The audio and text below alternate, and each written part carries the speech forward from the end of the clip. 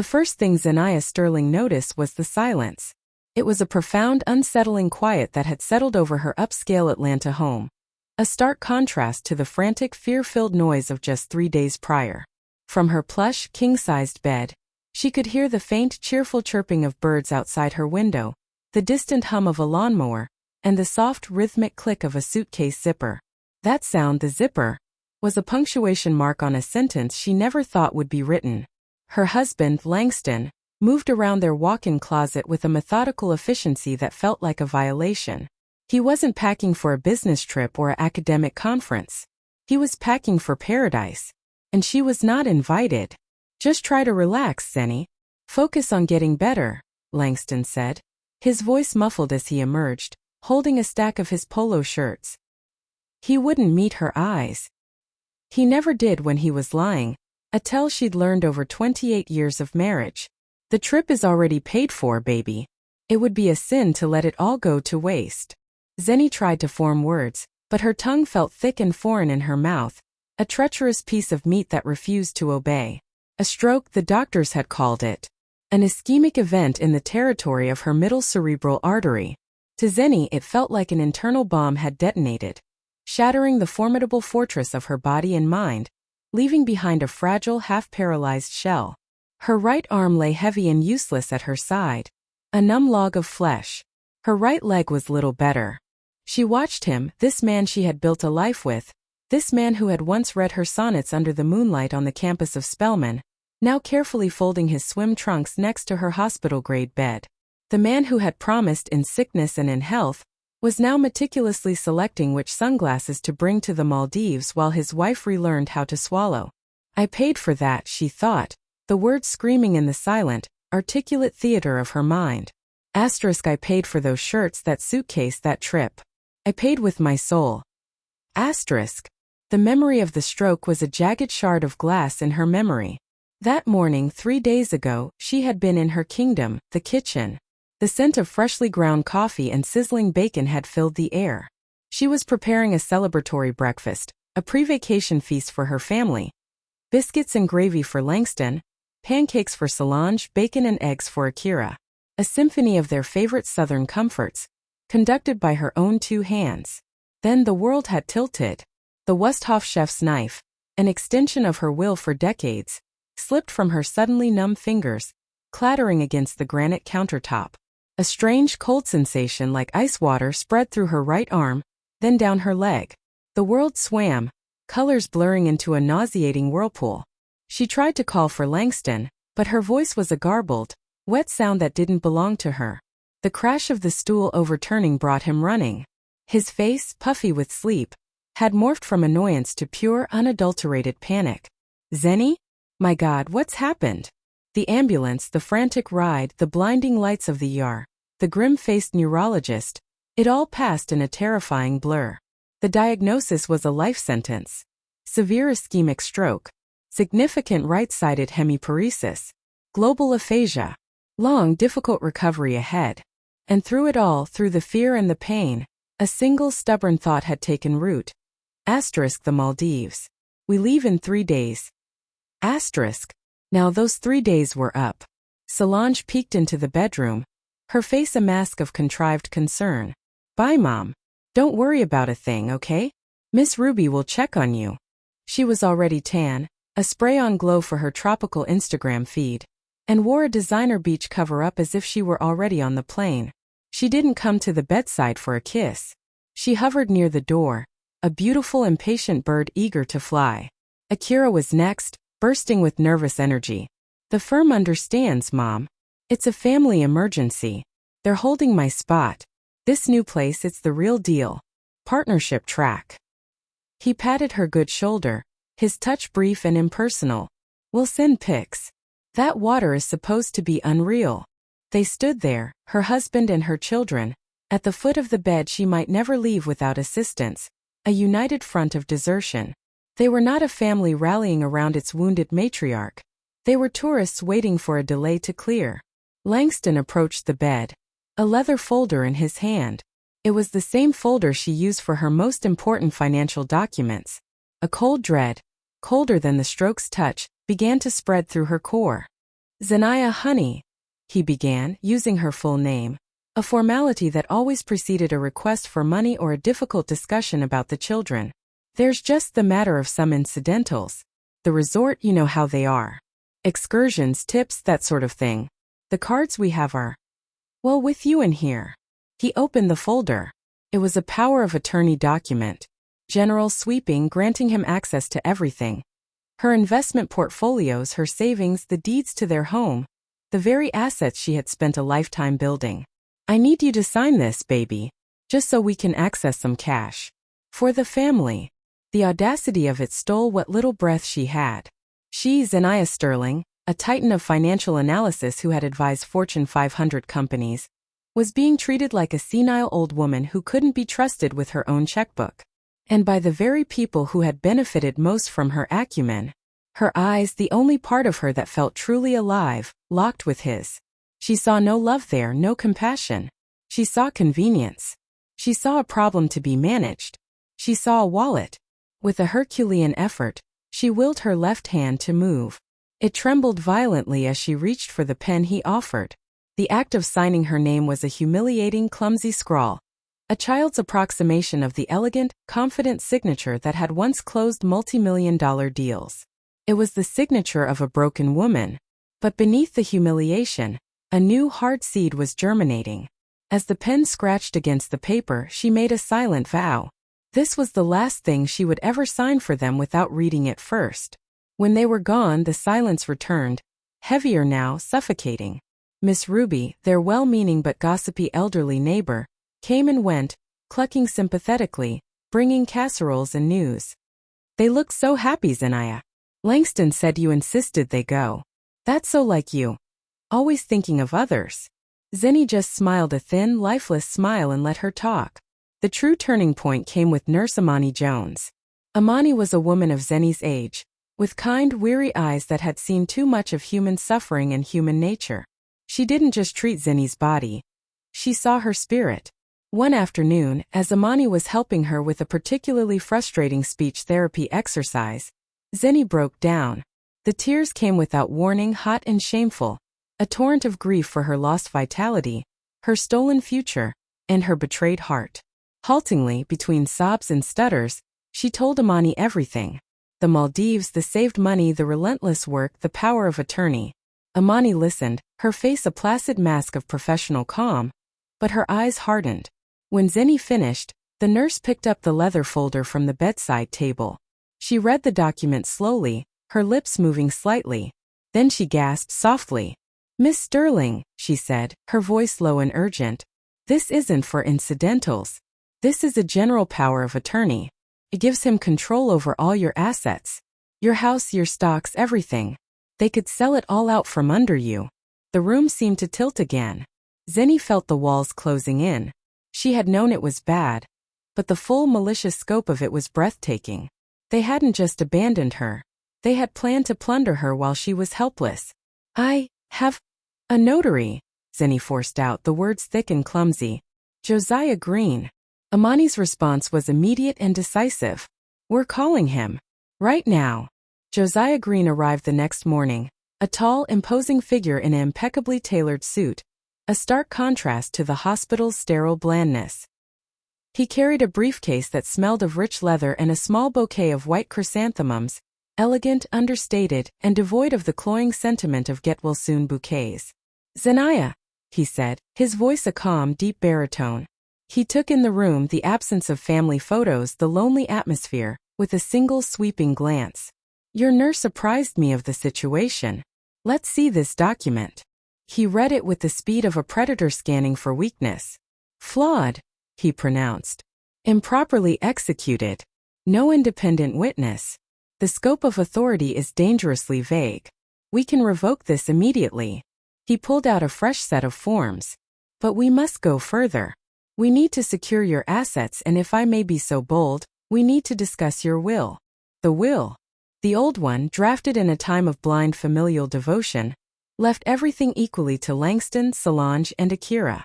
The thought of them inheriting the fruits of the labor they had so carelessly trampled made her nauseous. Change it, she said, her voice gaining a sliver of its old steel. Josiah worked with swift, brutal efficiency. The revoked power of attorney was notarized and sent by courier to every financial institution Zeni could name. Notices were filed to freeze any property transactions. And a new will was drafted. The bulk of her estate would now go to a neurorehabilitation charity. A generous bequest was earmarked for Amani Jones, the woman who had shown more compassion in a week than her family had in a decade. An endowment was created to fund young specialists in the field. Her family was left with the legal minimum, a symbolic gesture that spoke volumes. It was an act of profound severance. With each signature on the new documents, Zeni felt a phantom cord being cut, a cord that had bound her to a life of servitude. She was no longer Zeni the provider, Zeni the problem solver, Zeni the human ATM. She was just Zeni, a wounded woman fighting for her future. The phone call came that evening. Langston's voice was tinny and frantic, crackling with bad connection and rising panic. Zenaia, the cards are declined. All of them. We're at the airport, for God's sake. We need to pay the baggage fees. What's going on? Zeni took a slow, deliberate breath, savoring the moment. The power dynamic had just irrevocably shifted. The power of attorney, she said, her voice clearer than it had been in days, has been revoked. Enjoy your vacation. On your own dime. She ended the call as his sputtering protests turned into shouts. The phone immediately lit up with a barrage of calls and texts from Solange and Akira. A symphony of entitled outrage. She turned the phone face down on the bedside table and, for the first time since her stroke, slept a deep, untroubled sleep. The next morning, she was woken by raised voices in the hallway. Langston was there, trying to bully his way past the duty nurse. You don't understand. She's my wife. She's not in her right mind. Visiting hours are from 4 to 7, sir, the nurse replied, her voice an immovable wall. You may return then. He didn't return. In the weeks that followed, Zeni was transferred to a state-of-the-art rehabilitation center, arranged by Josiah Green. Her recovery became her new career. With the same ferocious determination she had once applied to quarterly earnings reports, she now attacked her physical therapy. She practiced grasping pegs until her left hand cramped. She repeated tongue twisters until her jaw ached. She forced her uncooperative leg to bear weight, sweat pouring down her face, her therapist, Dr. Vance, a steady, demanding presence beside her. The brain can rewire itself, Miss Sterling, Dr. Vance would say. But it demands two things, relentless work and a reason to do it. I can provide the structure. You have to provide the reason. Zeni's reason was no longer a dream of familial harmony on a white sand beach. It was a cold, burning need for independence.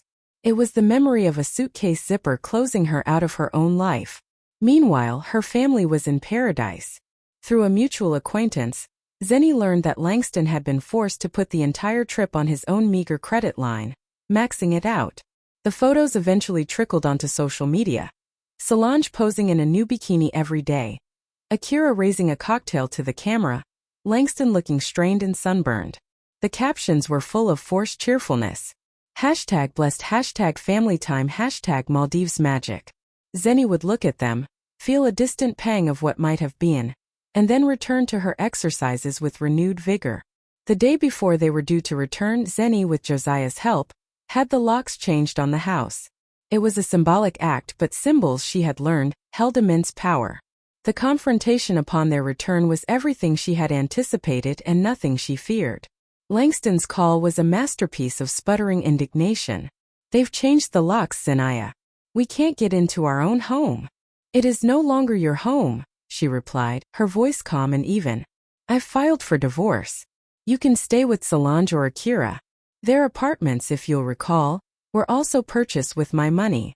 Zenaia, this is the illness talking. You need help. On the contrary, Langston, she said, a faint smile touching her lips. For the first time in 28 years, I am perfectly well. She hung up and turned her phone off for a week. 6 months later, Zeni stood before the floor-to-ceiling window of her new studio apartment, watching the city come to life below. She no longer needed the cane, though her gait was still slow and deliberate, a permanent reminder of her battle. She had traded her severe power suits for soft, flowing dresses. Her hair, now more silver than black, was cut in a soft modern style that framed her face. She knew older. But she also looked peaceful. The doorbell rang. It was Akira. He stood on her welcome mat looking like a lost boy. His suit was rumpled, his eyes shadowed with defeat. "Mom," he mumbled. "They let me go. The new firm. It didn't work out." Zeni let him in, offered him tea, and listened. The old instincts, the frantic urge to fix, to soothe, to write a check, rose in her throat. She swallowed them down. "I need help, Mom. I'm broke." "I can see that," she said gently. "What do you need from me?" "Money," he said, as if it were the most obvious thing in the world. "Just to tide me over." Zeni shook her head. "No, Akira. I won't give you money." His face crumpled, then hardened with anger. "So that's it?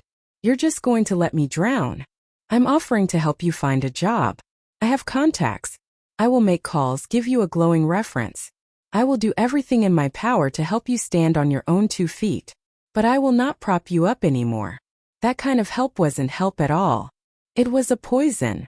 You've become cruel," he whispered, his voice cracking. "No, son," she said, her own heart aching but her resolve firm. "I've finally become your mother, not your benefactor." After he left, slamming the door in a cloud of wounded pride, Zeni took a deep, steadying breath. The pain was there, a fresh bruise on her soul, but it did not break her. It was the pain of necessary surgery, cutting away the diseased tissue to allow for healthy growth. An hour later, she was standing in the bright, airy space of the new Life Support Center, the project she had co-founded with Amani Jones. It was more than a clinic. It was a sanctuary for people like her, survivors navigating the terrifying aftermath of a neurological event. The air hummed with quiet conversation, the determined clatter of physical therapy equipment, and most importantly with hope. As she welcomed the first guests, an elderly professor, a young athlete in a wheelchair, a weary couple supporting each other, she saw her own journey reflected in their eyes. The fear, the anger, the despair, and that tiny stubborn flicker of fight. When it was time to speak, she stepped onto the small platform, her heart pounding not with fear, but with purpose. "Good afternoon," she began, her voice clear and strong, carrying only the ghost of a hesitation. "A year ago, a stroke took almost everything from me. My health, my career, and the family I thought I had." She paused, letting the words settle. "But it also gave me a gift. It gave me back myself." She spoke of the long nights, the frustrating therapy sessions, the moments of wanting to give up. She spoke of the betrayal that had, paradoxically, set her free. And she spoke of the profound discovery that life, even a broken one, was a precious gift that belonged solely to the person living it. The applause was warm, heartfelt. It was an acknowledgement not of her wealth or her power, but of her resilience, her shared humanity. As the event wound down, a familiar figure appeared in the doorway. Langston. He looked older, thinner, stripped of the comfortable padding of her financial support. He approached her cautiously. "Zeni," he said. I heard about this place. It's remarkable." "Thank you, Langston." He shuffled his feet, a boyish gesture she hadn't seen in years. "I came to apologize. Properly. For the Maldives. For everything. It was unforgivable." She studied him, this stranger she had loved for most of her life. The resentment was gone, leaving only a quiet, weary sadness. "Why now?" "Because I had to live without you," he said simply. "I had to pay my own bills, solve my own problems. I had to see what you really did all those years. And I had to see that you were magnificent, with or without me."